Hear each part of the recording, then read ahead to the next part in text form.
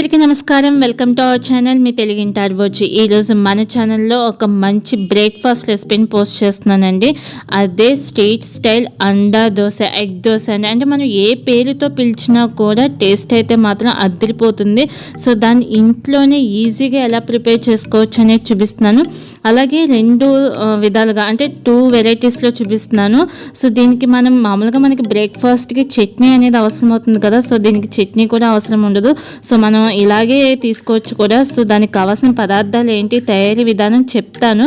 But అంతకన్నా ముందు మీరు నా ఛానల్ని చూడండి. ఇదే ఫస్ట్ టైం అయితే ప్లీజ్ సబ్స్క్రైబ్ చేసుకోండి. అలాగే పక్కనున్న బెల్ ఐకాన్ని యాక్టివేట్ చేసుకోండి. నా ప్రతి వీడియో మీకు నోటిఫికేషన్గా వస్తుంది. డైలీ ఒక ఎగ్ అనేది మన ఆహారంలోకి తీసుకోవడం వల్ల మనకి చాలా మంచిది కదండి. యాక్చువల్లీ అందరికీ కూడా బాయిల్డ్ ఎగ్ అనేది తినడానికి ఇష్టపడరు. సో అలాంటప్పుడు ఒక్కొక్కసారి అంటే అప్పుడప్పుడు ఇలా కూడా బ్రేక్ఫాస్ట్గా ట్రై చేయడం వల్ల మనకి హెల్త్ బాగుంటుంది, అలాగే టేస్టీగా కూడా ఉంటుంది కదా. సో దానికి కావాల్సిన పదార్థాలు ఏంటంటే ఫస్ట్ అయితే మనం దోసల పిండి తీసుకోవాలండి. యాక్చువల్లీ ఇదైతే నేను దోసల పిండి ఒకటే కాదు, కొద్దిగా ఇడ్లీ పిండి కూడా యాడ్ చేశాను. సో ఇలా అయితే కొంచెం క్రిస్పీగా వస్తాయి. దోసల పిండితో కొంచెం సాఫ్ట్గా ఉంటుంది, అందుకని నేను ఇడ్లీ పిండిని కూడా కొద్దిగా యాడ్ చేశాను. నెక్స్ట్ మనం ఎగ్ని తీసుకోవాలండి. అంటే ఒక దోశకి ఒక ఎగ్ని తీసుకోవాలి. అంటే మనం తీసుకునే దోశల క్వాంటిటీని బట్టి మనం ఎగ్స్ అనేవి తీసుకోవాలి. సో ముందైతే ఎగ్ని మనం బాగా బీట్ చేయాలండి. ఎగ్ని ఇలా బీట్ చేయడం వల్ల అంటే ఎగ్ లోపల వైట్ ఎల్లో అనేది రెండు కూడా బాగా మిక్స్ అవుతాయి. సో ఇలా బీట్ చేసుకుని పక్కన పెట్టుకోవాలి. తర్వాత స్టవ్ ఆన్ చేసి ప్యాన్ పెట్టుకొని ప్యాన్ కాస్త హీట్ అయిన తర్వాత మనం దోసల పిండి ఉంది కదండి. సో దాన్ని మొత్తం మనం ప్యాన్ మొత్తం కూడా స్ప్రెడ్ చేసుకోవాలి. నేను చెప్పాను కదా, అంటే దీనిలో నేను ఇడ్లీ పిండిని కూడా యాడ్ చేశాను. అంటే నాకు మరీ సాఫ్ట్గా ఉంటే అంత ఇష్టం ఉండదు. సో నేను కొంచెం క్రిస్పీగా కావాలనుకున్నాను, అందుకని దీనిలో కొద్దిగానే ఇడ్లీ పిండిని కూడా యాడ్ చేశాను. సో చూసారు కదండి, అంటే మనం దోసల పిండిని మొత్తం పెనం మొత్తం కూడా స్ప్రెడ్ చేసాం. నెక్స్ట్ ఆయిల్ ఆర్ గీ అంటే చాయిస్ మీదండి. నేనైతే గీ యూజ్ చేస్తాను. సో నేను కొద్దిగా గీ అప్లై చేసిన తర్వాత నెక్స్ట్ మనం బీట్ చేసి పక్కన పెట్టుకున్నాం కదండి, ఆ ఎగ్ని మొత్తం ఈ దోశకి మనం స్ప్రెడ్ చేయాలన్నమాట.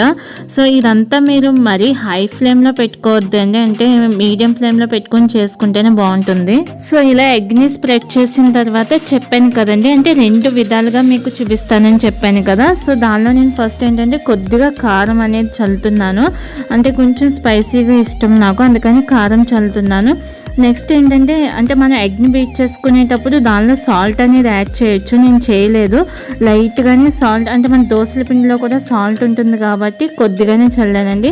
నెక్స్ట్ కారప్పొడి, అంటే ఇది మీ చాయిస్, అంటే కారప్పొడి యూజ్ చేయొచ్చు లేదా కరివేపాకు పొడి. సో ఇలా ఏంటంటే నేను కారప్పొడి అనేది యూజ్ చేశాను.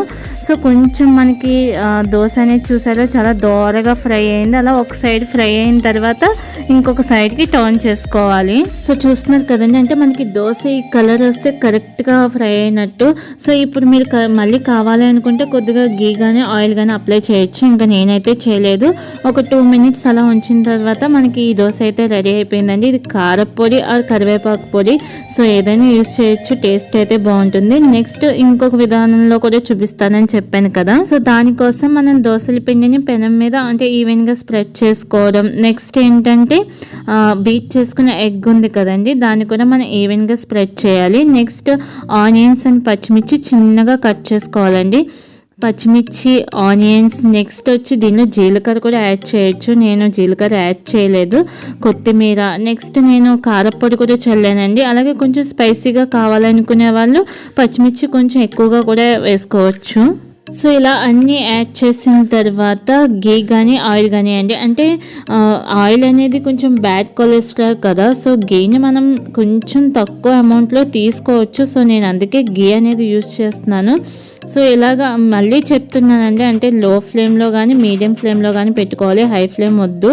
సో అలా కొంచెం ఒక 2 మినిట్స్ ఉన్న తర్వాత మనకి దోశను టర్న్ చేసుకోవాలి. అంటే చూస్తున్నారు కదా, అంటే చాలా మంచి కలర్ ఉంటుందండి. సో ఈ విధంగా టర్న్ చేసుకున్న తర్వాత మీకు మళ్ళీ కావాలి అనుకుంటే ఆయిల్ కానీ గీ కానీ అప్లై చేసుకోవచ్చు. ఏంటంటే ఎగ్ దోశ అనేది మనకి మంచిగా టేస్టీగా క్రిస్పీగా ఉండాలి అంటే ప్లెయిన్గా మనం ఎప్పుడు యూజ్ చేసే దోశల పిండి కాకుండా దానిలో కొద్దిగా ఇడ్లీ పిండి కానీ లేదా ఇడ్లీ రవ్వ కానీ మిక్స్ చేసుకోవడం వల్ల మనకి క్రిస్పీగా వస్తాయి, మంచి కలర్ వస్తుందండి. అలాగే టేస్ట్ కూడా చాలా బాగుంటుందండి. అంటే చూస్తున్నారు కదా ఎంత మంచిగా కలర్ఫుల్గా కనిపిస్తుంది. యాక్చువల్లీ దీనిలో మీ పిల్లలు ఇష్టంగా తింటారు అనుకుంటే కొద్దిగా క్యారెట్ తురుమును కూడా యాడ్ చేయొచ్చండి. సో చూస్తున్నారు కదండి, అంటే చాలా ఈజీగా ఇంట్లోనే చాలా తక్కువ టైంలో ప్రిపేర్ చేసుకోవచ్చు. అలాగే అన్నీ కూడా మనకి ఇంట్లో అవైలబుల్గా ఉంటాయి కాబట్టి సో ఏంటంటే బాయిల్డ్ ఎగ్ అనేది చాలామంది పిల్లలు తినడానికి ఇష్టపడరు. సో అలాంటి వాళ్ళకి ఇలా కూడా మనం ప్రిపేర్ చేసి పెట్టవచ్చు. అంటే మనం ఏంటంటే పిల్లలకి ఏదో విధంగా వాళ్ళకి హెల్త్కి మంచిగా ఉండే ఫుడ్ని మనం ప్రిఫర్ చేయాలి కాబట్టి సో వాళ్ళకి అప్పుడప్పుడు ఈ విధంగా కూడా మనం బ్రేక్ఫాస్ట్ రెసిపీని ప్రిపేర్ చేసి పెట్టవచ్చు. అంటే పిల్లలు ఒక్కళ్ళే అని కాదండి, పెద్దవాళ్ళు కూడా చాలా ఇష్టంగా తింటారు కదా. ఏంటంటే చిన్న చిన్న టిప్స్ ఉన్నాయి, అవి తెలుసుకుంటే మనకి చాలా ఈజీగా టేస్టీగా ఉండే ఎగ్ దోశని సింపుల్గా మనం ఇంట్లోనే ప్రిపేర్ చేసుకోవచ్చండి. సో మీరు కూడా ఇంత టేస్టీగా ఉండే అండా దోశని ప్రిపేర్ చేసి ఎలా ఉందో నాకు కామెంట్ సెక్షన్లో కామెంట్ చేయండి. ఈ వీడియో కనుక మీకు నచ్చినట్లయితే సబ్స్క్రైబ్ చేసుకుని పక్కనున్న బెల్ ఐకాన్ని ప్రెస్ చేసి ఆల్ అనే ఆప్షన్ని యాక్టివేట్ చేసుకోండి.